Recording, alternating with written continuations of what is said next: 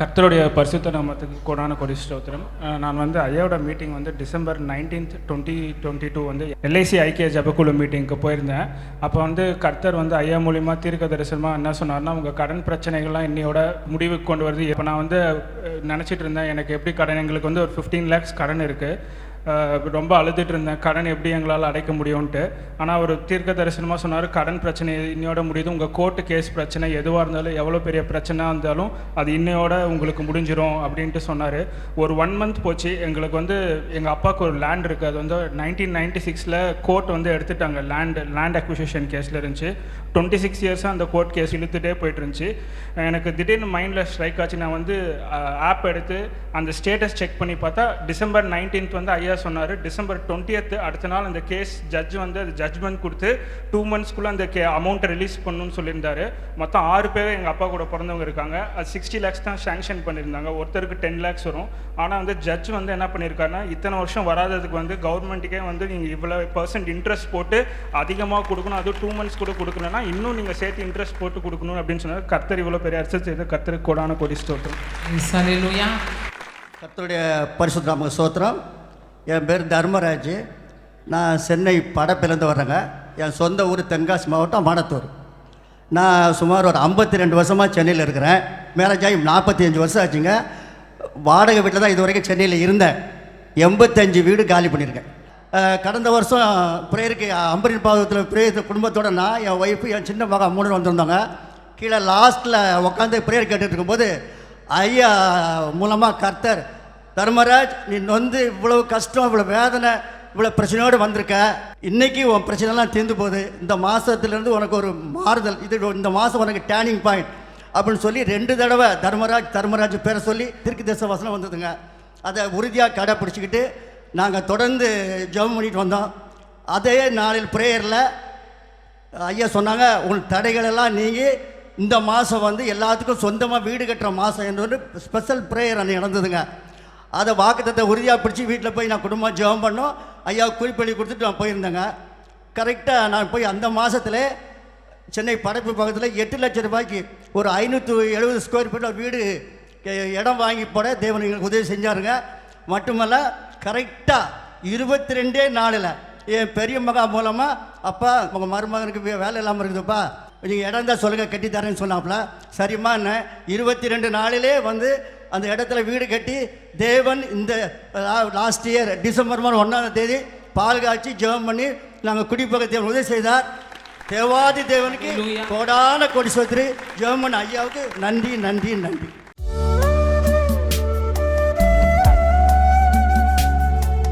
கிறிஸ்துவுக்குள் மிகவும் பிரியமான எனதருமை சகோதர சகோதரிகளே, நம்மை சிருஷ்டித்தவரும் நம்மை உண்டாக்கினவரும் நம்மை ஒருபோதும் மறந்து போகாதவருமாகிய இயேசு கிறிஸ்து வினையற்ற நாமத்தினாலே உங்கள் எல்லாரையும் வாழ்த்தி ஆசீர்வதிக்கிறேன். அல்லேலூயா.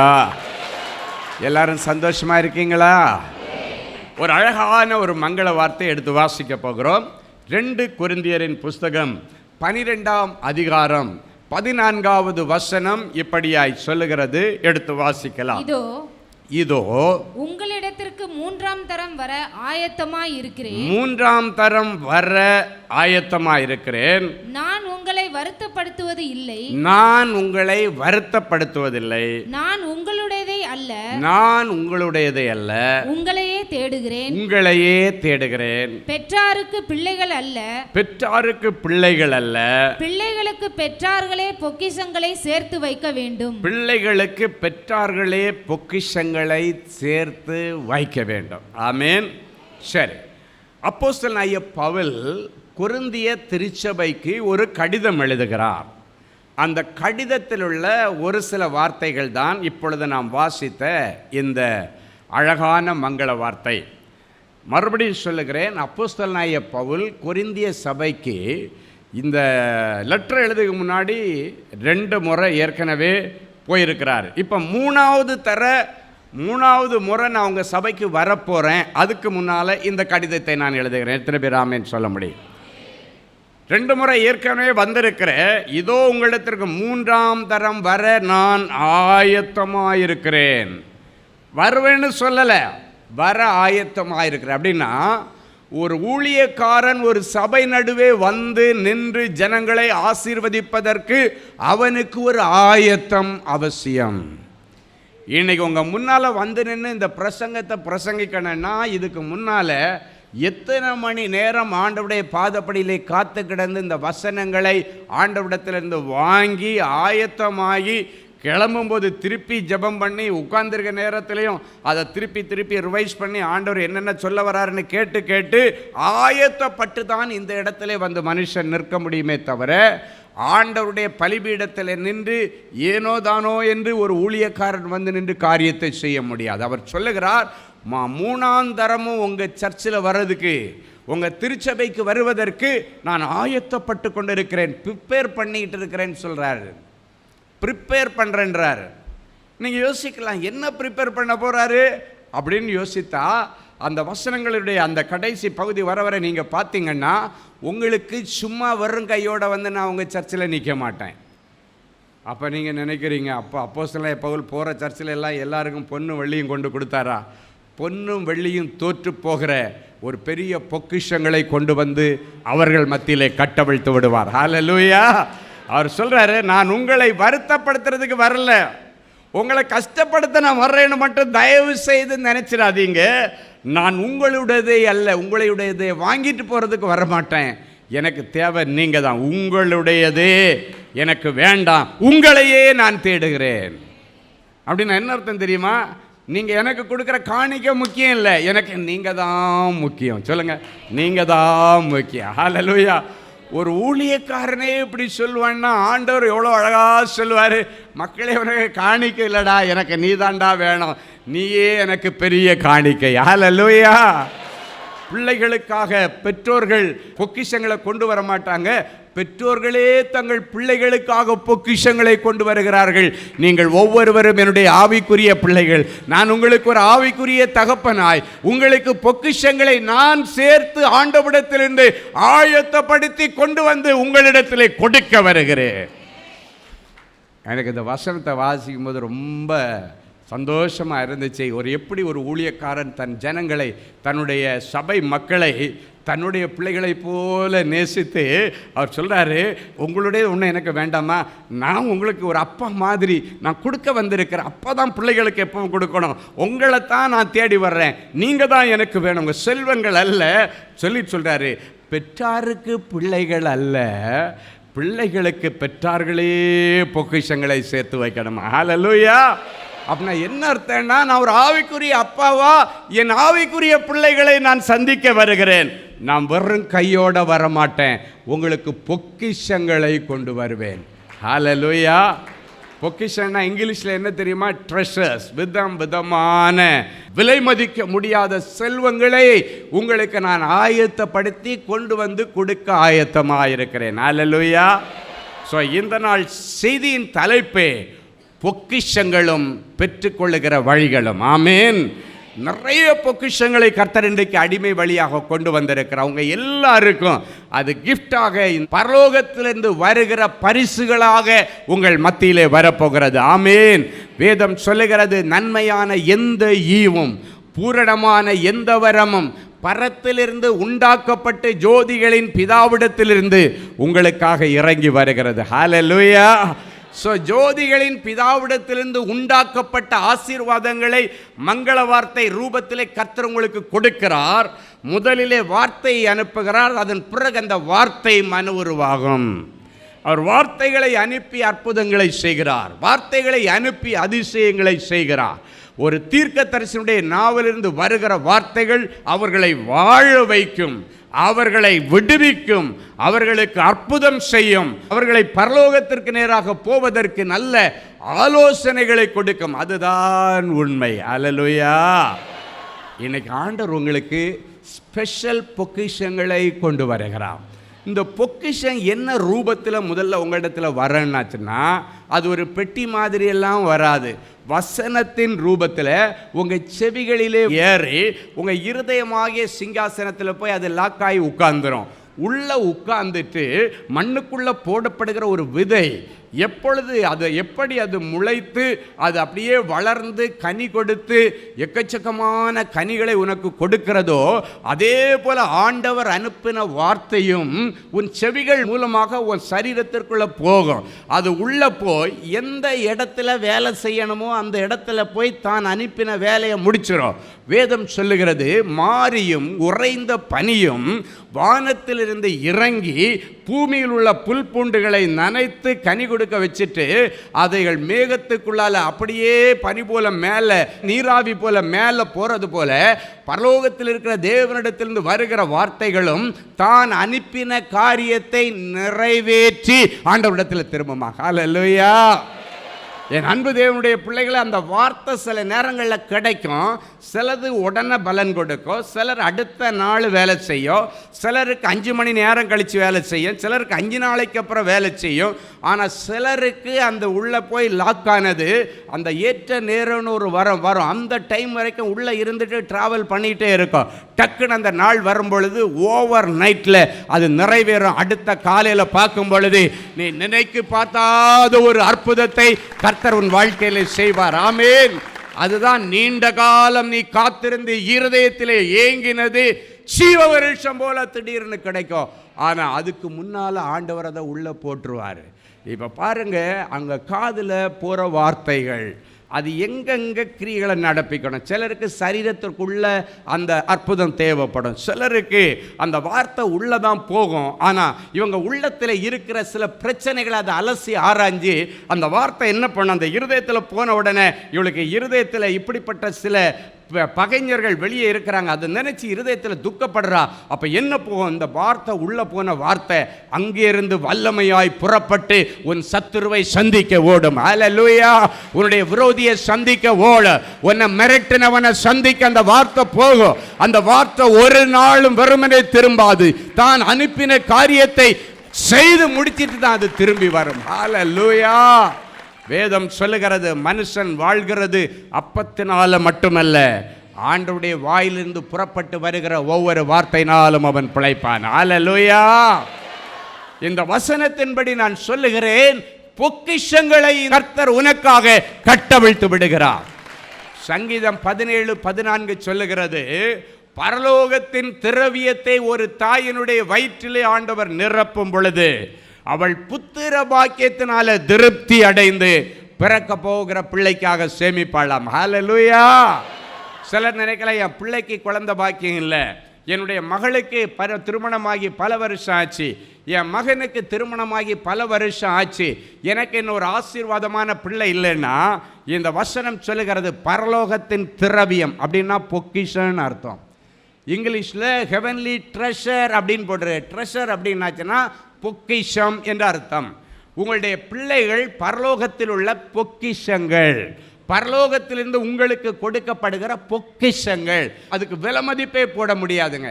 உன் சொத்துக்கு விலை மதிப்பு இருக்கும். இந்த இடத்துல நீ வீடு வச்சிருக்கிறியா, இதுக்கு 1 கோடி ரூபா வேல்யூ, இல்லைன்னா இதுக்கு 50 லட்ச ரூபா வேல்யூ, இல்லை இது ஒரு சின்ன வீடா, இது ஒரு 25 லட்ச ரூபா வேல்யூ, அதுக்கு வேல்யூ போடலாம். உன்னுடைய வயலுக்கு வேல்யூ உண்டு, உன் வீட்டிற்கு வேல்யூ உண்டு, உன் சரீரத்தில் கழுத்தில் போட்டிருக்கிற நகைகளுக்கு வேல்யூ உண்டு. ஆனால் கர்த்தர் உனக்கு கொடுக்கிற பொக்கிஷமாகிய பிள்ளைக்கு மதிப்பீடு போட முடியாத அளவுக்கு அது ஒரு விலை மதிக்க முடியாத ஒரு பொக்கிஷம். அந்த பொக்கிஷத்தை ஒரு தாயின் கற்பத்தில் அனுப்பும் பொழுது வேதம் சொல்லுகிறது, அவள் பிறக்க போகிற பிள்ளைக்காக சேமிப்பாளாம்.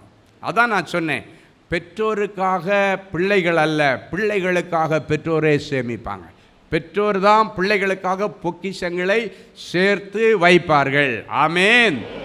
இப்போ பார்த்தீங்கன்னா இந்த வசனத்தின்படி பார்த்தீங்கன்னா, இந்த வசனத்தை கூர்ந்து கவனிச்சா, தாயின் கற்பத்தில் பரலோகத்தின் திரவியத்தை பொக்கிஷத்தை வச்ச உடனே அவள் புத்திர பாக்கியத்தினால மனசளவில் திருப்தி ஆகிடும். அப்படின்னா கன்சீவ் ஆன உடனே அவளுக்குள்ள ஒரு சந்தோஷம், கன்சீவ் ஆன உடனே இந்த பிள்ளையை பெற்றெடுப்பேன் என்கிற ஒரு நம்பிக்கை வருகிறது.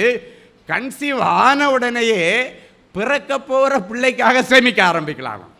எவ்வளவு பொறுப்பாக ஆண்டவர் வசனங்களை எல்லாம் ஞானமாக எழுதியிருக்காரு பாருங்க, அழகாக எழுதியிருக்கு.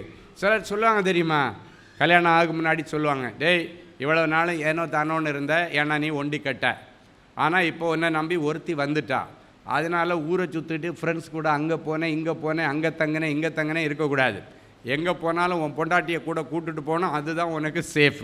ஹல்லேலூயா. பாருங்கள், அந்த வசனம் சொல்லுது, கன்சீவ் ஆன உடனேயே பிறக்க போகிற பிள்ளைக்காக சேமிக்க ஆரம்பிக்கிறாள். அப்படின்னா இதுக்கு மேலே ஏனோ தானோ செலவு இருக்கக்கூடாது. இப்போ நான் அம்மா ஆயிட்டேன், நான் ஒரு பொண்ணாக இருந்தவன் இப்போ தாயாயிட்டேன், நான் ஒரு பையனாக இருந்தவன் இப்போ அப்பா ஆயிட்டேன். அப்பா அப்படின்ற ஸ்தானன்றது ஒரு கெத்து. ஆமாம், அது ஒரு பெரிய ஆசீர்வாதம். ஆமென். ஆண்டவர் கொடுக்கிற உயர்வு. பிறந்த குழந்தையாகவே இருந்தால் அதை சைல்டிஷ் கேரக்டர் அப்படின்வாங்க. அந்த சைல்டிஷ் கேரக்டர் இன்னும் மாறலைன்னுவாங்க. அந்தந்த வயதிற்கேற்ற வளர்ச்சி முதிர்ச்சி இயேசுவானவர் மனுஷர் தயவிலும் தேவ கிருபையிலும் தேவ ஞானத்திலும் வளர்த்தியிலும். ஆமேன். இந்த வளர்த்தி ரொம்ப முக்கியம். ஹல்லேலூயா. அப்போ வளர்ந்து வரும் பொழுது அவன் ஒரு காலேஜ் முடித்து இல்லைன்னாச்சுன்னா ஒரு தொழில் செய்து இல்லைன்னா வேலைக்கு போன உடனே இவன் சம்பாதிக்க ஆரம்பித்தான். இதுக்கு மேலே இவனுக்கு கால் கட்டு போடணுன்னுவாங்க. அது வரைக்கும் அவனுக்கு கால் ஒரு இடத்துல நிற்காது, ஓடிக்கிட்டே இருக்கும். இன்றைக்கி நிறைய மனைவிமார்களுடைய கண்டிஷனான கேரக்டர் சில புருஷர்களுக்கு பிடிக்கிறதில்ல. என்ன கண்ட்ரோல் பண்ணா, என்னை கட்டுப்படுத்தி வைக்கணும்னு வைக்கிறா. அவங்க கண்ட்ரோல் பண்ணாங்கன்னா நீ பரலோகத்துக்கு போக முடியும். ஆமேன்னு சொல்லுங்கள் பார்க்கலாம். ஒரு ஸ்ட்ரிக்டான மனைவி ஒருத்தனுக்கு கிடைக்கிறான்னா உண்மையிலே அதுதான் பெரிய கொடுப்பினை. ஏன்னா நீ தகாதவைகளை அவள் பார்க்கும் பொழுது அவள் உரிமையோடு உன்னை கண்டிக்க முடியும். அட்லீஸ்ட் நீ ஆண்டவருக்கு பயப்படுறே இல்லை. சிலர் பொண்டாட்டிக்கு பயந்தே சில காரியத்தை ஞானமாக கொண்டு போவோம். ஆமேன். ஆண்டவர் டக்கு டக்குன்னு பார்த்து நம்மளை கண்டிக்க மாட்டார், அதனால் தெரியாது. ஆனால் மனைவிமார்கள் இப்போ ஒரு அசைவை வச்சே தலைவர் எங்கேயோ ஒரு தப்பு பண்ணுறார். இன்றைக்கி அப்படி பிள்ளைகள் திங்க் பண்ணுற காலம் வந்துருச்சு. ஆனால் பார்த்தீங்கன்னா உண்மையிலே அவளுடைய திங்கிங்கு பின்னணியில் ஒன்று இருக்கும். ரெகுலராக இருக்கிறத விட இன்றைக்கி கொஞ்சம் எக்ஸ்ட்ரா போகுது. என் அன்பு தேவனுடைய பிள்ளைகளே, மனைவியை எங்கே போனாலும் கூட கூட்டுட்டு போகிறது நமக்கு ரொம்ப சேஃபு. புருஷனை நீங்கள் கூட்டுட்டு போகிறது உங்களுக்கு ரொம்ப சேஃபு. தனியாக போனால் ஜாலியாக இருக்கலான்னு நினைப்பீங்க. அந்த ஜாலி ஒரு நாள் உங்களை கொண்டு போய் குண்டுக்குள்ளால் கவுத்து விட்டுறேன். ஹல்லேலூயா. என் அன்பு தேவனுடைய பிள்ளைகளே, முடிந்த வரைக்கும் தனிமையை தவிர்த்து விடுங்கள். ஒரு மனிதன் தற்கொலை செய்வதற்கு சரியான நேரம் தனிமையை தான் பார்க்கிறான். ஒரு மனுஷன் பாவம் செய்வதற்கு பிசாசு தனிமையாக இருக்கும்போது தான் பிசாசு அவங்கள வஞ்சிக்கிறான். ஆதாம் இருக்கும் பொழுது ஏதேன் தோட்டத்துக்குள்ளால அந்த பிசாசு போகவில்லை. ஏவாள் தனியாக இருக்கும் பொழுது அவளை வஞ்சிக்க போனான். எப்பொழுதுமே ஆஃப்டர் த மேரேஜ் நீ உன் வேலைக்கு போகும்போது நீ போகலாம், ஓகே. அது இல்லாமல் எங்கே போனாலும் உன் மனைவி அது கம்பார்ட்மெண்ட் லாக் பண்ணி விட்டுட்டார். என் அன்பு தேவனுடைய பிள்ளைகளே, இன்னைக்கு ஆண்டவர் சொல்றார், இந்த கல்யாணம் ஆகி குழந்தை கன்சீவ் ஆன உடனே வசனம் சொல்லுது, நீ பொறுப்பாக மாறிடணுமா, அந்த பிள்ளைக்காக சேமிக்க ஆரம்பிக்கணுமா. பொண்டாட்டி கன்சீவ் ஆகி குழந்தை பிறக்க வேண்டாம், அதுக்குள்ளே கன்சீவ் ஆனோடனே இப்போ நீங்கள் 3 பேர், அதனால் பிள்ளைக்கும் சேர்த்து நீ சம்பாதிக்கணும், பிள்ளைக்கும் சேர்த்து உன் பொண்டாட்டிக்கு சாப்பாடு போடணும். ஆமாம், கர்ப்பிணியாக இருக்கிற பிள்ளைகளை பார்த்தீங்கன்னா அவங்களுக்கு ஏதோ ஒன்று சாப்பிட்றதுக்கு ஸ்பெஷலாக ரொம்ப பிடிக்கும். ஆமாம், ஏதோ ஒன்று அது கன்சீவ் ஆக முன்னாடி அது பெருசாக ஒன்று அவங்களுக்கு தெரிஞ்சிருக்கு, அதுக்கப்புறம் ஏதோ ஒன்று பிடிக்கும். அது உள்ளே இருக்கிற பிள்ளைக்கு போக வேண்டிய பிள்ளையுடைய விருப்பமாக அதை சாப்பிடுவோம். ஆமென். அப்போ பாருங்கள், இந்த பிள்ளைக்கு பொக்கிஷத்தை தாய் சேர்க்க ஆரம்பிக்கிறாள். தன் புருஷனை பொறுப்புள்ளவனாக மாற்றி சிக்கனம் பிடிச்சு இந்த பிள்ளைக்காக வேண்டி ஏதாவது சேர்க்கணும் அப்படின்ற ஒரு ஆசை ஒரு தாய்க்கு வருகிறது, ஒரு தகப்பனுக்கு வருகிறது. போஸ்ட் ஆஃபீஸில் என்னால் முடிஞ்சது ஒரு மாதம் 100 ரூபா தான் போட முடியும், என் பிள்ளைக்கு போடுறேன்னுவாங்க. என் அன்பு தேவனுடைய பிள்ளைகளே, ஒரு ஊழியக்காரன் அதே போல் வரும்பொழுது நீங்கள் ஆசீர்வதிக்கப்பட்டதை சாட்சியை சொல்லிங்க பார்ப்போம். அப்போ உங்கள் போதருங்க நின்று ஒரு சந்தோஷப்படுவார் பாரு, அப்பா என் பிள்ளைக்கு இந்த நல்ல வேலை கிடச்சிருச்சு, என் பிள்ளைக்கு ஒரு சொந்த வீடு கிடச்சிருச்சு. ஒரு ஊழியக்காரன் அந்த நேரத்தில் படுற சந்தோஷம் வேற யாருக்கும் இருக்காது. ஆமீன். ஏன்னா இந்த ஊழியக்காரன் உனக்கு பொக்கிஷங்கள் வர வேண்டும் என்று கர்த்தரிடத்தில் பிரார்த்தனை பண்ணுகிறவன், அதற்காக மணிக்கூர் கணக்காக உட்கார்ந்து அநேக செய்திகளை தயாரித்து கொண்டு வந்து உங்களுக்கு பொக்கிஷமாக கொடுத்தவன், அந்த பொக்கிஷம் ஒர்க் அவுட் ஆகி வேலை செய்திருச்சுன்னு கேட்கும்போது ஒரு ஊழியக்காரனுக்கு இருக்கிற மகிழ்ச்சி இந்த உலகத்தில் யாருக்குமே இருக்காது. ஹல்லேலூயா. அவன் உன்னை ஆசீர்வதிக்கவும் செய்வான், கண்டிக்கவும் அவனுக்கு அதிகாரம் இருக்கிறது. நீ தவறு செய்யும் பொழுது உன்னை கண்டிக்க ஊழியக்காரனுக்கு அதற்கு அதிகாரம் இருக்குது. அவன் சொல்லுகிறான் 2 கொரிந்தியர் 12:15, நான் உங்கள் ஆத்துமாவுகளுக்காக செலவு பண்ணவும் செலவு பண்ணப்படவும் விரும்புகிறேன் என்று சொல்லுகிறார். ஹல்லேலூயா. அவர் உங்களுக்கு செலவு பண்ணி வருவார். ஆமென். ஒரு ஊழியக்காரர் கொரிந்திய சபைக்கு அப்போஸ்தலனாகிய பவுல் வர்றாருன்னா அவர் செலவு பண்ணி தான் வர்றாரு. உங்களுக்காக செலவு பண்ணவும், சொல்லுங்க, உங்களுக்காக செலவு பண்ணவும் செலவு பண்ணப்படவும் விரும்புகிறேன் என்று சொல்லுகிறார். ஹல்லேலூயா. ஸோ இன்னைக்கு தேவனுடைய பிள்ளைகள் எவ்வளவுக்கு எவ்வளவு உங்களுடைய ஊழியக்காரன் கொடுக்கிற வார்த்தைகளை எடுத்து கொள்ளுகிறீர்களோ அவ்வளவுக்கு அவ்வளவு உங்கள் வாழ்க்கை இந்த பூமியில் கிரிப்பாக போகும். சிலர் என்ன பண்ணுவாங்கன்னா, ஒரு குறிப்பிட்ட காலம் வரைக்கும் ஊழியக்காரனிடத்தில் தங்களுக்கு காரியம் ஆகிறது வரைக்கும் ஊழியக்காரனை பிடிச்சிக்கிட்டே நடப்பாங்க. காரியம் ஆன உடனே கலட்டி விட்டுருவாங்க. சொல்லுங்கள், காரியம் ஆன உடனே கலட்டி விட்டுருவாங்க. எனக்கு எத்தனை பேர் அப்படிப்பட்ட மனநிலையில் இங்கே இருக்கிறீங்கன்னு எனக்கு தெரியாது. ஆனால் ஆண்டவர் சொல்லுகிறார், ஆண்டவர் சில நேரங்களில் சில ஊழியர்களை உங்களுக்கு அறிமுகப்படுத்தி அதை உங்களுக்கு குறிப்பாக சபை மேய்ப்பர், அவர் தான் உங்கள் கூட பெர்மனண்ட்டாக ட்ராவல் பண்ணுவார். நீங்கள் கூப்பிட்டீங்கன்னா உடனே ஓடி வருவார், ஏன் பிள்ளை அப்படின்னு. எப்போவுமே போதகர்களுடைய பிரசங்கம் கண்டிப்பாக தான் இருக்கும். ஏன்னா நல்லா கண்டித்து அழகாக சரியான விதத்தில் அவங்கள கொண்டு போகிறது அவங்களுடைய பணி. உங்கள் பின்னணியில் அவர்கள் அனுபவிக்கிற கஷ்டங்கள் என்னன்னு உங்களுக்கு தெரியாது. ஒரு ஊழியக்காரனுக்கு தான் அநேக பாடுகள். ஏன்னா பிசாசுக்கு தெரியும், ஒரு ஊழியக்காரனை அழிச்சிட்டேன்னா அந்த சபையை அழிச்சிடலாம். அவன் டிப்ரெஷனில் போயிட்டாச்சுன்னா அவன் விதவிதமாக உங்களுக்கு இது போல் இருந்து சமைச்சு கொண்டு வந்து கொடுக்க முடியாது. ஏதோ ஒன்று அர்ஜென்ட்டுக்கு அடிச்சு விட்ற மாதிரி அடித்து விட்டால் உங்களுடைய வளர்ச்சியை அது பாதிக்கும். அதற்காக அவன் பின்னணியில் பிசாசு குற்றது எல்லாத்தையும் வாங்கிட்டு அதையும் தாண்டி இருக்கிற கொஞ்சம் பலத்தில் அபிஷேகத்தோட மறுபடியும் ரெடி பண்ணி உங்களுக்கு விதவிதமாக கொடுத்துட்ருக்குற. ஹல்லேலூயா. என்னால் தைரியமாக சொல்ல முடியும், இன்னைக்கு நீங்கள் நிற்கிறது நிர்மூலமாகாமல் இருக்கிறது கர்த்தருடைய கிருபை, கிருபையின் வார்த்தைகள், கிருபையின் ஊழியக்காரனுடைய கிருபையின் அபிஷேகம், கிருபையின் வரங்கள். ஹல்லேலூயா.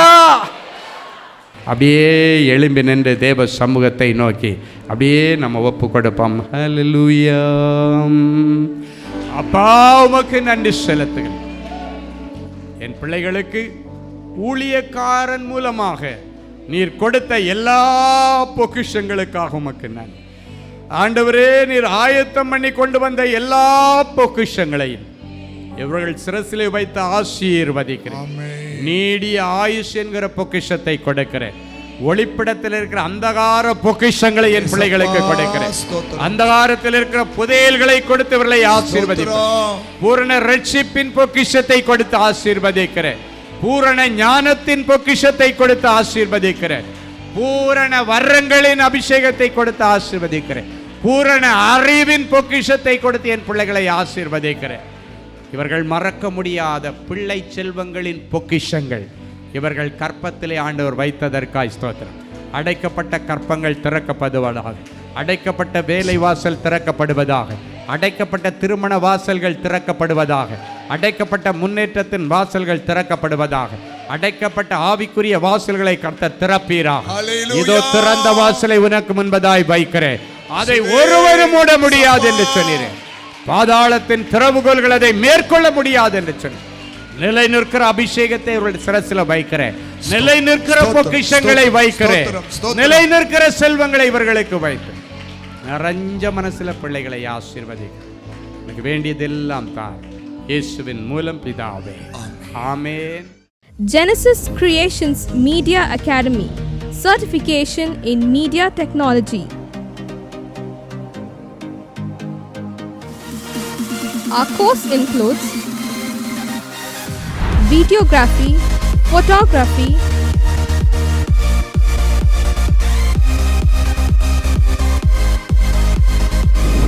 live video mixing,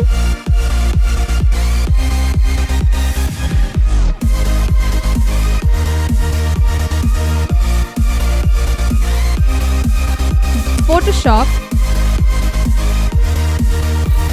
live sound mixing,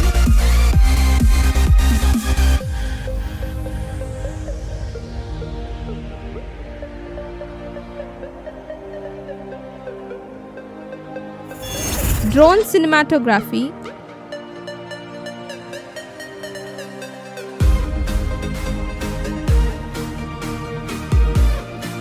and video editing.